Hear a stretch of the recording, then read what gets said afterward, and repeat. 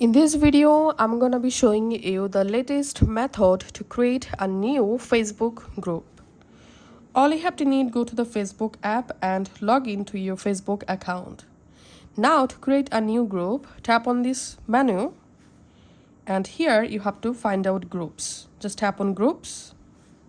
Now tap on this plus icon at the top right corner and tap on create a group.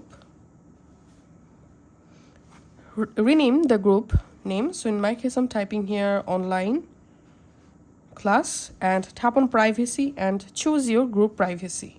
You can select public group or private group. Now you can enable invite followers option. You can also enable invite suggested users option. Then tap on create group.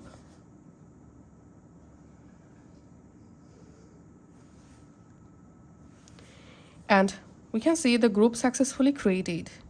Now, if you want, you can share the group from here. Now tap on next, tap on close. And we can see right now I'm in my group interface. Now to customize your group, tap on manage. And here you can just go ahead and customize the settings. So here you'll find your group settings, personal settings. If you tap on personal settings, you can do these things and go back, tap on your group profile photo, and you can just upload a photo from here just like this.